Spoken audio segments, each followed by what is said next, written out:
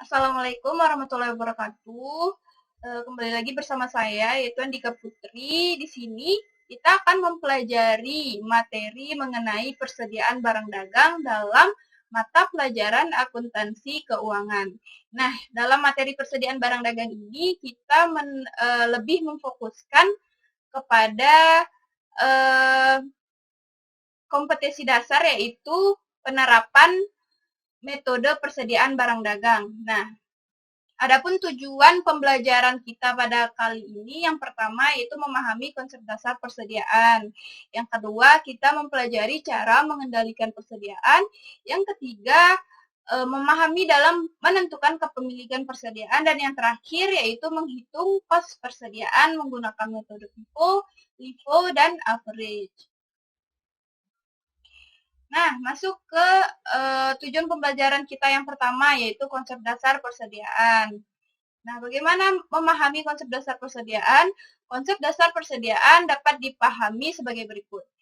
Barang-barang yang dimiliki oleh perusahaan pada suatu saat tertentu dengan maksud untuk dijual kembali, baik secara langsung maupun melalui proses produksi dalam siklus operasi normal.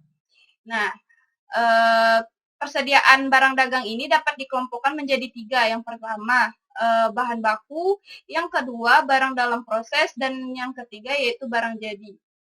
Nah, demikian secara singkatnya kita memahami konsep dasar persediaan. Selanjutnya, kita masuk ke tujuan pembelajaran yang selanjutnya, yaitu bagaimana cara mengendalikan persediaan.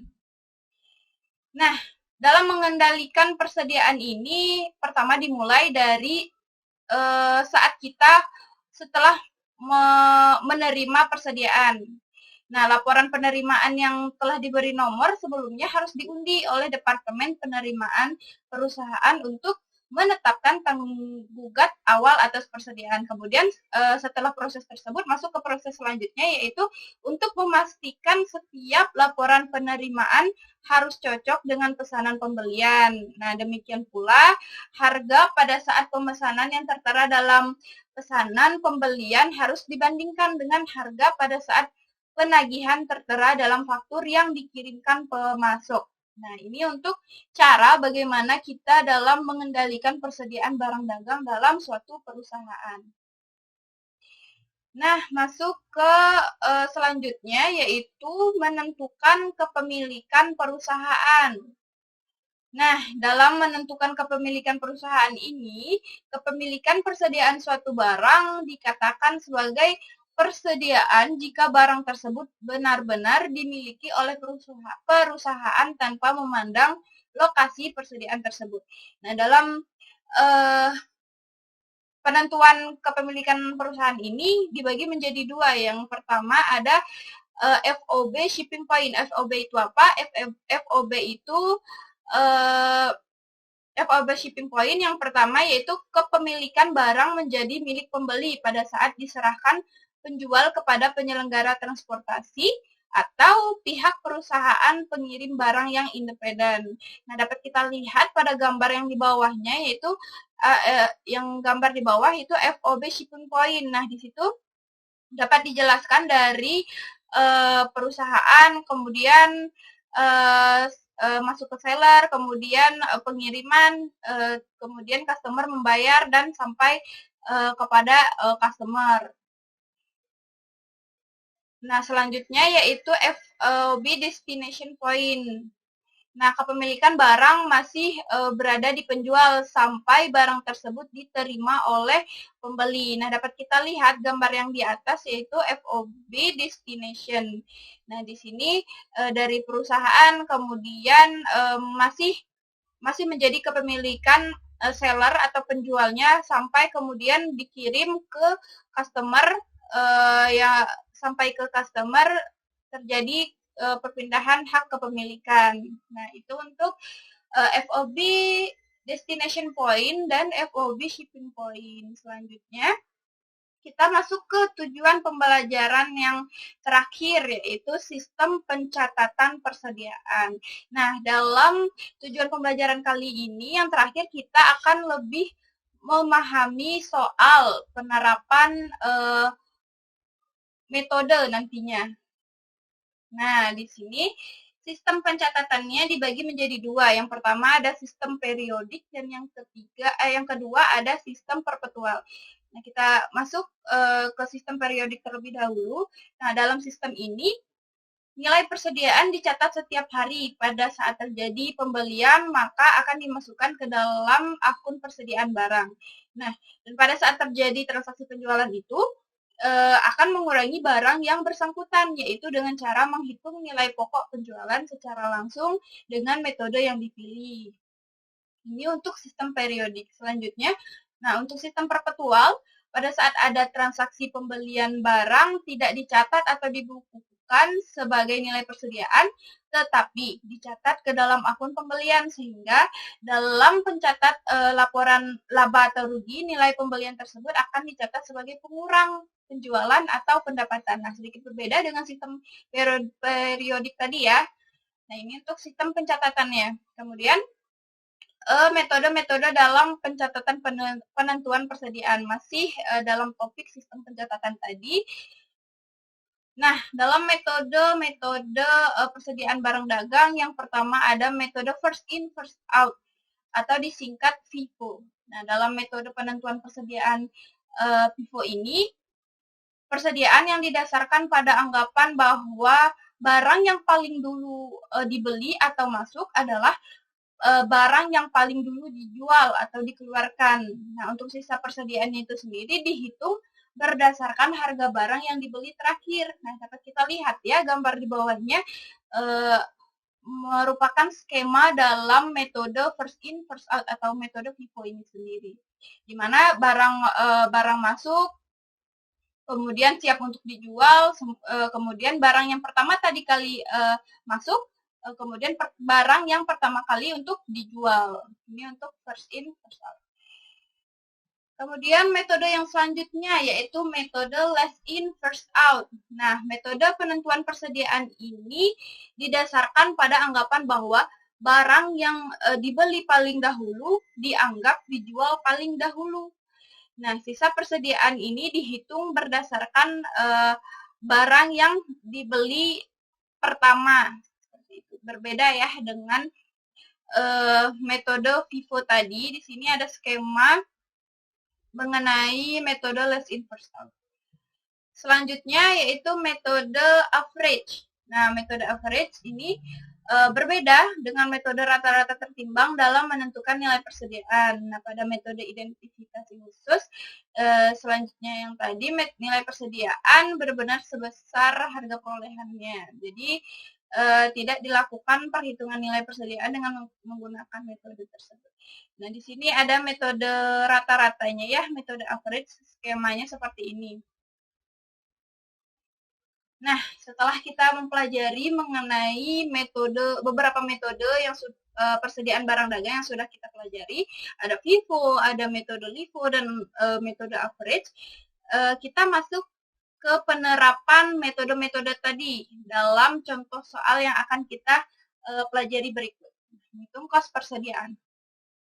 Contoh soal pertama menggunakan sistem periodik. Soalnya seperti ini. Perusahaan mencatat persediaan barang dagang dengan metode periodik atau fisik. Berikut ini adalah data yang diperoleh selama bulan April 2013. Tanggal 1 April, persediaan awal sebanyak 200 unit seharga 900. Kemudian tanggal 10 April, pembelian sebanyak 300 unit seharga 1.000. Tanggal 21 April, pembelian sebanyak 400 unit seharga 1.100. Dan terakhir yaitu tanggal 23 April, pembelian sebanyak 100 unit seharga 1.200. Nah, pada tanggal 30 April ini merupakan persediaan akhir sebanyak 300 unit. Nah, apa yang diminta atau yang harus dihitung?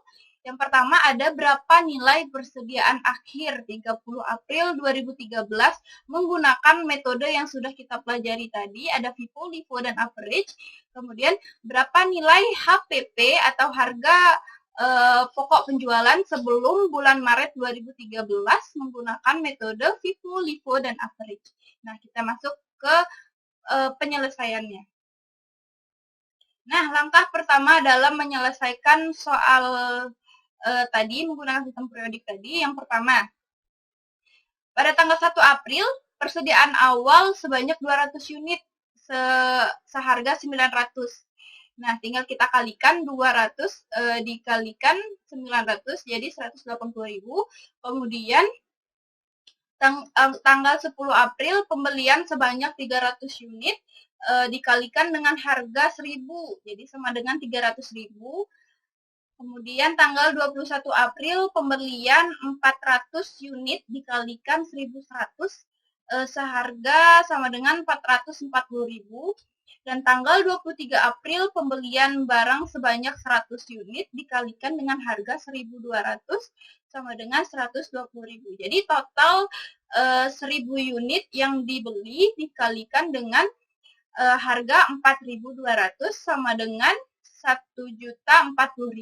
Jadi persediaan yang terjual akhir periode yaitu 1.000 unit dikurang tadi tanggal 30 April kan ada persediaan akhir sebanyak 300 unit. Jadi 1.000 unit dikurang 300 unit sama dengan 700 unit. Nah, ini untuk langkah pertama kita dalam penyelesaian contoh soal yang tadi.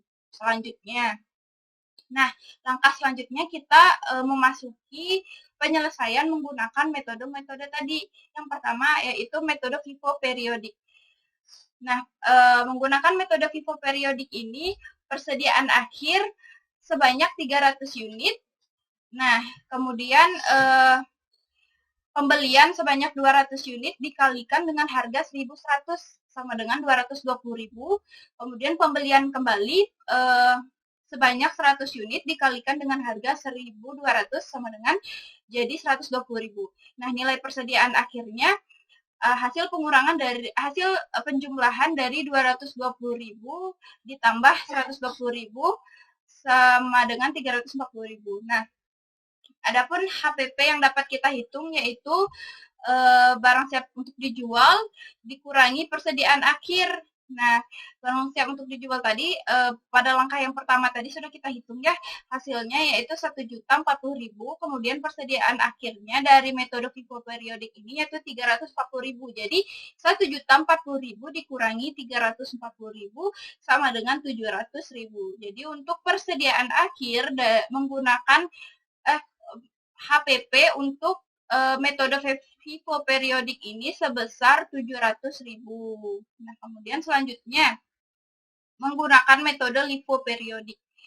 Nah, berbeda halnya dari metode FIFO tadi, kalau di metode LIFO ini dapat kita hitung ya persediaan akhirnya sebanyak 300 unit, kemudian pembelian barang sebanyak 100 unit dikalikan dengan harga 1.000 seharga 100.000. Kemudian pembelian 200 unit dikalikan dengan harga 900 sama dengan 180.000. Jadi nilai persediaan akhir yang timbul dari metode ini yaitu 280.000. Nah, untuk HPP-nya sendiri yaitu barang siap untuk dijual dikurangi persediaan akhir. Nah, sama halnya dengan metode FIFO tadi, untuk barang siap untuk dijualnya yaitu sebesar 1.040.000, kemudian dikurangi dari penjumlahan nilai persediaan akhirnya tadi yaitu 280.000, didapatlah nominal sebesar 760.000. Jadi HPP untuk penghitungan HPP untuk metode LIFO periodik ini sebesar 760.000. Nah, ini untuk penghitungan HPP dari metode FIFO dan LIFO. Kemudian kita masuk ke penghitungan HPP menggunakan metode terakhir yaitu metode average periodik. Nah, pada metode average periodik ini rata-rata tertimbang dibagi menjadi dua, menggunakan average rata-rata tertimbang dan yang selanjutnya menggunakan average rata-rata sederhana. Nah, pada metode average rata-rata tertimbang, persediaan akhirnya tadi sebanyak 300, kemudian dikalikan dengan barang siap untuk dijual sebesar 1.040.000, kemudian dibagi eh, jumlah barang sebanyak 1.000, hasilnya 300 dikali 1.000.000 1.040. Nah, kemudian nilai persediaan akhir yang didapat yaitu 312.000. Hasil penjumlahan dari 300 dikali 1.040. Nah, kemudian HPP yang dapat dihitung yaitu barang siap untuk dijual dikurangi persediaan akhir. Nah, barang siap untuk dijualnya sebesar 1.040.000 dikurangi 312.000 nilai persediaan akhirnya. Nah, didapatlah nominal untuk HPP dari rata-rata tertimbang ini sebesar 728.000. Nah, selanjutnya yaitu yang terakhir menggunakan metode average rata-rata sederhana. Di average rata-rata sederhana ini persediaan akhirnya sebanyak 300 unit dikali 4.200. 4.200 ini dari langkah pertama tadi yang harga pembeliannya. Nah, dikalikan 4 dikali tadi kan pembeliannya ada 4 kali pembelian, berarti 300 unit dikali 4.200 dibagi 4. Nah, hasilnya 300 dikali 1.050. Nah, untuk menghitung nilai persediaan akhirnya berarti 300 dikali 1.050 didapatlah hasilnya yaitu 315.000. Nah, untuk harga pokok penjualannya barang siap untuk dijual dikurangi persediaan akhir. 1.040.000 dikurangi 315.000, hasil dari nilai persediaan akhir tadi. Didapatlah nominalnya sebesar 725.000. Nah, mungkin seperti itu ya mengenai pembelajaran kita dalam penerapan metode persediaan barang dagang. Di sini kita mengambil satu contoh soal saja, yaitu menggunakan sistem periodi.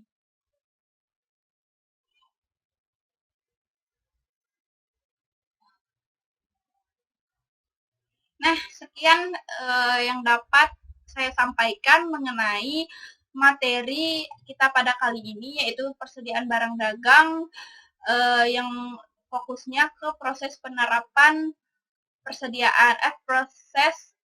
metode persediaan. Semoga apa yang saya sampaikan dapat kalian pahami dengan baik, dapat diambil kebermanfaatannya.